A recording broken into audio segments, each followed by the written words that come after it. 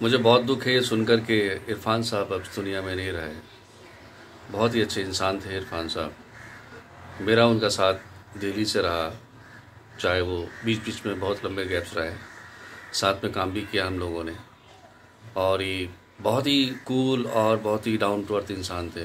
कोई उनके अंदर ईगो प्रॉब्लम नहीं थी और शांति के साथ काम करते थे, ईमानदारी के साथ हर किसी के साथ जुड़े रहते थे वो। मैंने 95 में एक फ़िल्म की थी, बंद होठों की ज़ुबान, उनके साथ। और उस फिल्म में मैं आर्ट डायरेक्टर था। टेलीफिल्म थी वो, दूरदर्शन की।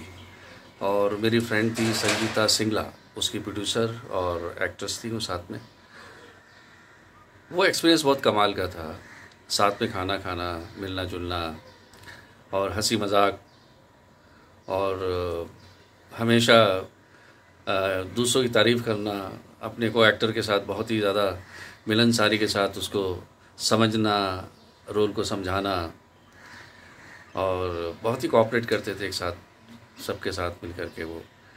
और ऐसे ही वो फिल्म का जब शूट ख़त्म हुआ तो संगीता जी गई, शायद 2 दिन का या 3 दिन का काम था इरफान साहब का, तो पेमेंट देने के लिए।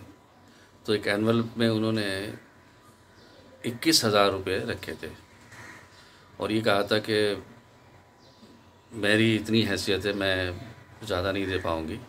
और मज़े की बात यह है कि उससे पहले इरफान साहब ने अपने पैसे तय नहीं किए थे कि मुझे कितने पैसे मिलने वाले हैं और मैं कितना लेने वाला हूँ।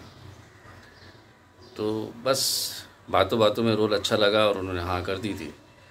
और ये दिल्ली में सूरजकुंड एक जगह है, वहाँ हम लोगों ने शूट किया था 95 आई थिंक 95 में एंड में हमारा शूट खत्म हुआ था।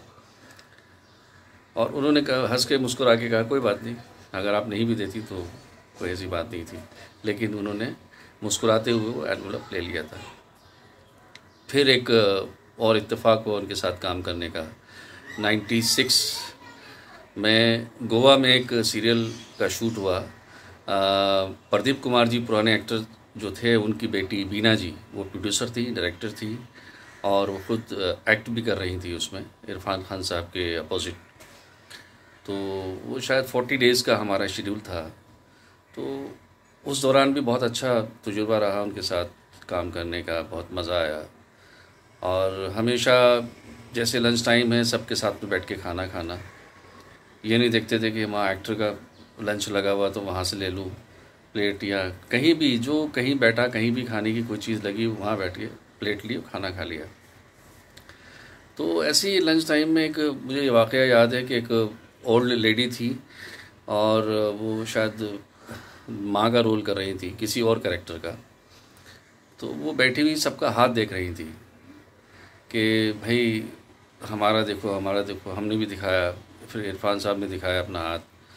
तो वो बड़े ये थे कि मैं किस तरह से फ़िल्मों में हिट हो जाऊं, अच्छी फ़िल्में मुझे करने के लिए मिलें, लोग मुझे फ़िल्म इंडस्ट्री में एक अच्छे मुकाम पर जाने के लिए समझें, मतलब मैं एक ऊंचा एक्टर हूं, इस तरह की चीज़ें, मेरे काम को समझें।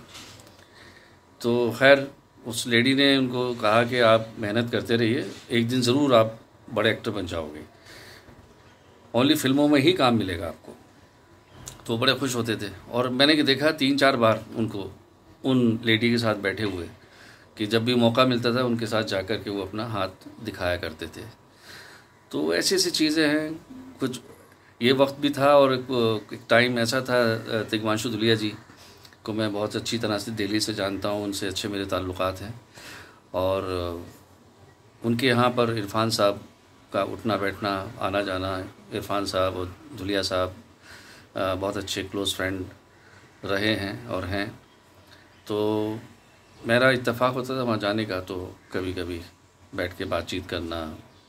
और टिशू साहब जो है उनको बहुत ज़्यादा सपोर्ट करते थे, बहुत ही एक अपने भाई दोस्त की तरह से उनको समझाते थे कि निराश होने की ज़रूरत नहीं है, सब कुछ बनेगा, करियर तुम्हारा यहीं बनेगा।